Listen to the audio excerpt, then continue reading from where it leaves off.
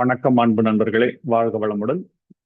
மனவளக்கலை இந்த புக்ல இருந்து எண்ணம் ஆராய்தல் பகுதியில அடுத்த பகுதியை நம்ம பார்ப்போம்.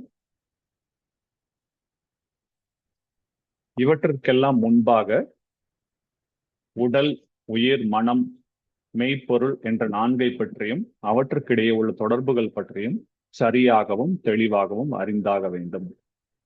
முக்கியமாக மனதை பற்றியும் மனதில் விளையும் எண்ணங்களின் வகை, தன்மை, சக்தி பற்றியும் விரிவாக அறிய வேண்டும்.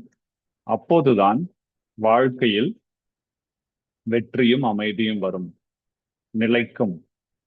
பிறவியின் நோக்கத்திற்கு இசைவான வகையில் வாழும் முறை அமைய நல்வாய்ப்பு கிட்டும்.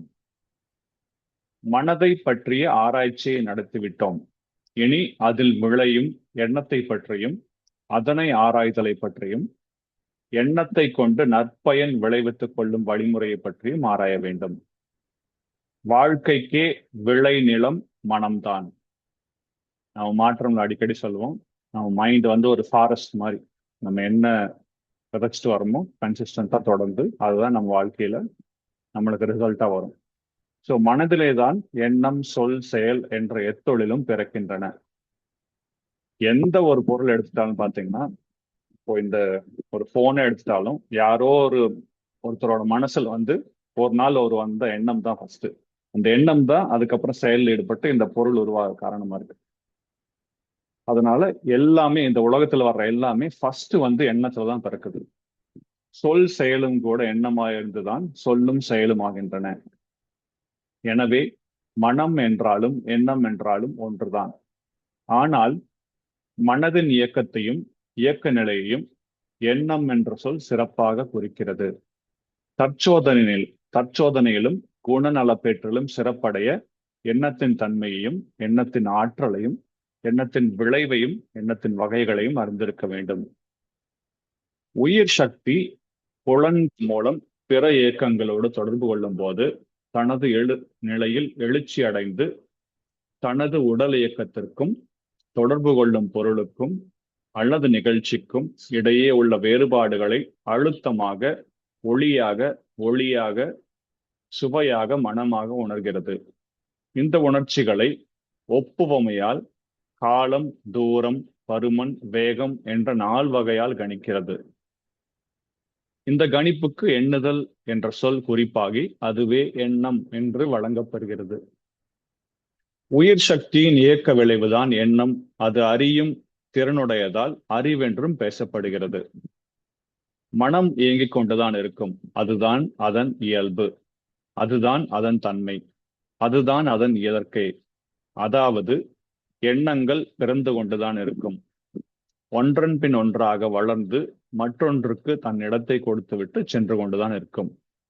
இந்த இயற்கை விதியை உணர்ந்து விழிப்புடன் இருந்தால் உயர்வு. அறியாமல் மனதின் போக்கிற்கு எண்ணத்தை விட்டுவிட்டால் அழிவு.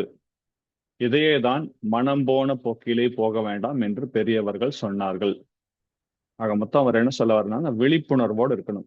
நம்மளுக்கு என்ன எண்ணங்கள் வருது, அறியாமையை விட்டுட்டு நம்ம எண்ணங்கள் வருது அதை ஆராய்ந்து கரெக்டா நம்ம பண்றோமா நம்ம பார்த்துக்கணும். எண்ணம் உணர்ச்சி வயப்படும் போது அதுவே ஆசை, சினம், கடும்பற்று, முறையற்ற பால் கவர்ச்சி, உயர்வு தாழ்வு மனப்பான்மை, வஞ்சம் ஆகிய 6 குணங்களாக விளங்குகின்றது.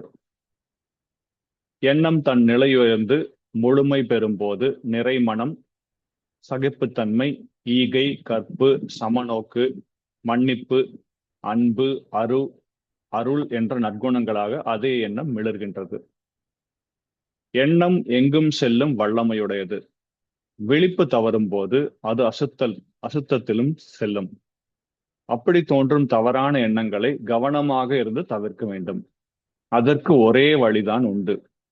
நல்ல எண்ணங்களை நாமே விரும்பி முயன்று மனதில் இயங்க விட்டுக் கொண்டிருக்க வேண்டும். உயர்ந்த ஆராய்ச்சியின் பேரிலேயே எண்ணத்தை விழிப்புடன் ஓட்டிக் கொண்டிருக்க வேண்டும்.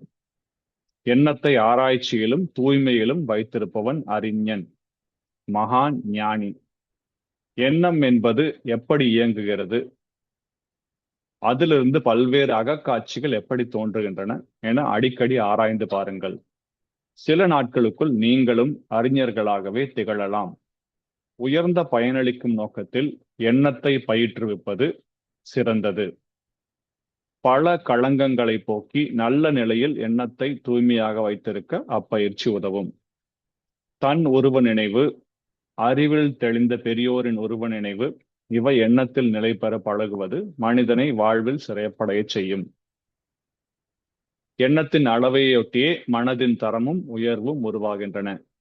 எனவே எண்ணத்தை பண்படுத்த வேண்டும், எண்ணத்திற்கு உயர்வூட்ட வேண்டும், எண்ணத்தை கொண்டுதான் எண்ணத்தை பயன்படுத்த வேண்டும். எண்ணத்தின் தன்மையை பயன்படுத்தி தான் எண்ணத்திற்கு உயர் ஊட்டவும் வேண்டும். எண்ணத்தை ஆராய வேண்டும் என்றால் எண்ணத்தால் தான் ஆராய வேண்டும். எண்ணத்திற்கு காவலாக எண்ணத்தையே வைக்க வேண்டும். எண்ணத்திற்கு நீதிபதியாக கூட எண்ணத்தை தான் நியமித்தாக வேண்டும். ஏனென்றால் வேறு ஆள் இல்லை, மேலும் வேறு யாராலும் இக்காரியங்களை முடிக்க முடியாது. காரணம், ஒருவரது எண்ணத்தை அறிந்து கொள்ள அவருடைய எண்ணத்தை தவிர வேறு யாராலும் முடியாதே. எண்ணம் எப்பொழுதும் விழிப்புடன் இருக்க வேண்டும். எண்ணம் எப்பொழுதும் தன்னையே பார்த்து கொண்டிருக்க வேண்டும். எண்ணம் தன்னையே கண்காணித்துக் கொண்டு, தன்னையே நெறிப்படுத்திக் கொண்டு, தன்னையே திருத்திக் கொண்டு இருக்க வேண்டும். இதுதான் தற்சோதனை என்ற அகத்தாய்வு, இன்ட்ரோஸ்பெக்ஷன் சொல்றாங்க. அந்த அகத்தாய்வை வாரம் ஒரு முறை, மாதம் ஒரு முறை என்று அவ்வப்போது செய்ய வேண்டும். கணத்துக்கு கணம் செய்ய வேண்டும். அப்போதுதான் குணநல பேறு வரும், முழுமை பேறு வரும். இதோட இன்னைக்கு நிறுத்திக்கலாங்க. நாளைக்கு ரிமைனிங் பார்ப்போம். இன்ட்ரெஸ்டிங்கான விஷயங்கள்லாம் இதுல சொல்லியிருக்காரு. நீங்க டைம் கொடுத்து கேட்டதுக்கு ரொம்ப ரொம்ப நன்றி. வாழ்க வளமுடன். Have a wonderful day. Wishing you all the best. Thank you.